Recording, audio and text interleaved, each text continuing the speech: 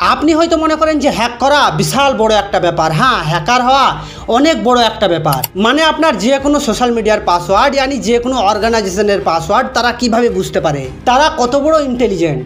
কিন্তু আপনি বিশ্বাস করুন, আপনি যেটা ভাবছেন সেটা একদম না। হ্যাঁ, আপনি ম্যাজিক দেখেছেন তো, কতটা অবাক লাগে আপনাকে, কিন্তু তার আসল রহস্যটা জানার পর আপনার কি মনে হয়, নিকাল পেলি ফুরসত মে। তো চলুন, আজ আমি আপনাদেরকে একদম সরল ভাষায় বুঝিয়ে দেবো যে আমাদের পাসওয়ার্ড কিভাবে হ্যাক হয়ে যায়। কিন্তু তার আগে এটা মনে রাখবেন, this video is only for education purpose. I do not encourage anyone to perform this type of attack on any others network. আমি আশা করি যে আপনি এইসব ভিডিও দেখে কোনোরকম কোনো অজানা ব্যক্তির সাথে ট্রাই করবেন না। এটা সম্পূর্ণভাবে ইলিগ্যাল। এটি করলে এটার জন্য আমি কোনো রকম ভাবে দায়ী নয়। তাহলে এবার আপনি বুঝুন যে হ্যাকার কিভাবে আপনার আইডি হ্যাক করে। তাহলে দেখুন, কোনো রকম কোনো আইডি হ্যাক করার আগে আপনাকে তার পাসওয়ার্ডটা বের করতে হবে। তাহলে এবার আপনি একটু বুঝুন যে পাসওয়ার্ড সাধারণ ওয়ার্ডের মতো ইন্টারনেটে স্টোর হয় না। উদাহরণস্বরূপ ধরুন যে আপনি যে কোনো সোশ্যাল মিডিয়ার মধ্যে আইডি বানাতে চান, যেমন ইনস্টাগ্রাম, যেখানে আইডি বানানোর জন্য আপনি আপনার নাম দিচ্ছেন, ইমেল দিচ্ছেন এবং মোবাইল নাম্বারও দিচ্ছেন, এবং আপনি আপনার মনের মতো করে একটা পাসওয়ার্ডও দিচ্ছেন যেটা আপনার পছন্দ। কিন্তু সেই পাসওয়ার্ড এজ এ নর্মাল ওয়ার্ডের মতো ইন্টারনেটে স্টোর হয় না। তাহলে এই পাসওয়ার্ড কিভাবে স্টোর হয়? এই পাসওয়ার্ড স্টোর হয় হ্যাচ আকারে। আর এই হ্যাচ হচ্ছে একটা ওয়ান ওয়ে ফাংশন। হ্যাঁ, এই ওয়ান ওয়ে ফাংশনের মতো হয়ে থাকে, কিন্তু এই হ্যাশ একটা র্যান্ডম স্ট্রিমের মতো দেখতে হয়, কিন্তু এটা র্যান্ডম না। এবার হ্যাকার কিভাবে হ্যাক করে দেখুন। হ্যাকের জন্য অনেক রকম টেকনিক ইউজ করা হয়, কিন্তু আজ আমি আপনাকে দুইটা খুব ফেমাস টেকনিকের কথা বলবো।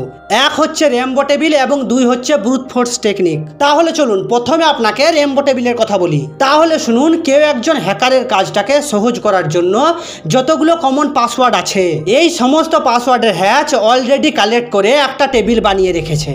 যেমন ধরে নিন এটা পাসওয়ার্ড আর এটা হ্যাচ, আর এমন পাসওয়ার্ডের সাথে হ্যাচ লাখ লাখ বানানো আছে। এইবার হ্যাকার যদি হ্যাচ কালেক্ট করে নেয়, তাহলে তারা চেষ্টা করবে যে ওই রেমবো টেবিলে তাদের হ্যাশটাকে ম্যাচ করানোর, মানে সে যেন আপনার সোশ্যাল মিডিয়া यानी যে কোনো ওয়েবসাইটে গিয়ে আপনার আইডি লগ ইন করতে পারে। কিন্তু এটা তখন সম্ভব হবে যখন আপনার পাসওয়ার্ড একটা সহজ সরল এবং কমনলি পাসওয়ার্ড ইউজ হবে।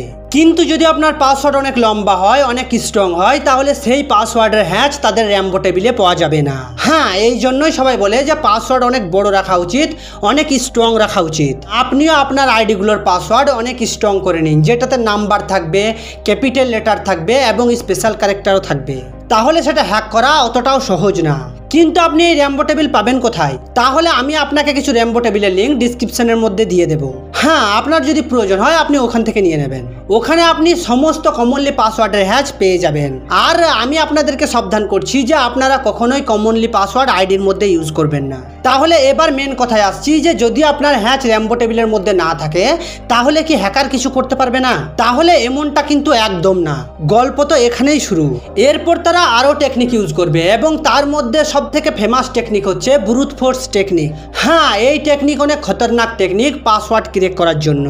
কেননা এই ব্রুট ফোর্স টেকনিকে হ্যাকার আপনার নামের রিলেটেড, আপনার অর্গানাইজেশনের রিলেটেড, আপনার পার্সোনাল ইনফরমেশন রিলেটেড, আপনার সমস্ত গার্জেনের নাম, বার্থডে রিলেটেড, এমনকি গার্জেনের বার্থডে রিলেটেড সব কিছুর লেটার থেকে নাম্বার পর্যন্ত, যেমন আমার নাম বিপুল 123, ক্যাপিটাল বিপুল 123, আপনার অর্গানাইজেশনের নাম 123, আপনার বাবা মায়ের নাম 123, এইরকমভাবে তারা সমস্ত পাসওয়ার্ড চেক করতে থাকে। এবং আপনাকে বলি যে আপনি কালি লিনাক্সে এইরকম কাজ করার অনেক ইউটিলিটিস পেয়ে যাবেন, যেটা হ্যাকার অনেক সহজে ইউজ করতে পারে এবং আপনার পাসওয়ার্ড পর্যন্ত যেতে পারে।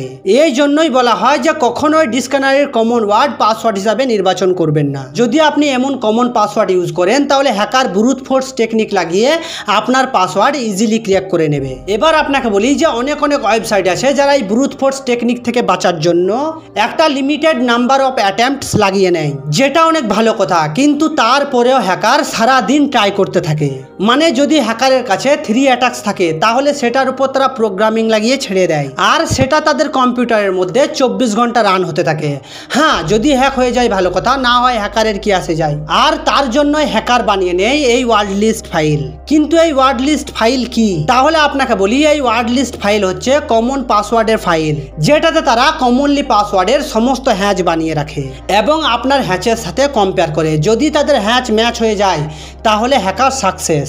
আর যদি হ্যাক না হয় তাহলে হ্যাকারের কাছে এমন অনেক টেকনিক আছে। কিন্তু আপনাকে বলি, আপনার পাসওয়ার্ড ক্র্যাক হয়ে যায় শুধুমাত্র একটা কারণে, যেমন আপনার নাম, আপনার বাবার নাম, আপনার কাকার নাম, আপনার মায়ের নাম এবং 1 2 3 এইসব জুড়ে যদি আপনি পাসওয়ার্ড ক্রিয়েট করেন তাহলে কিন্তু খুব সহজেই হ্যাকার আপনার পাসওয়ার্ড হ্যাক করে নেবে। আপনাকে বলি, আপনি যদি সম্পূর্ণভাবে একটা অনেক স্ট্রং আননোন পাসওয়ার্ড তৈরি করেন তাহলে হ্যাকারের কাছে সেটা হ্যাক করা প্রায় অসম্ভব। কারণ আপনি আশা করি বুঝতে পেরেছেন যে হ্যাকার যত বড়ই টেকনিক ইউজ করুক না কেন, সেটা যখন আপনার চারপাশে রিলেটেড থাকবে তখনই সেটা হ্যাক করা সম্ভব।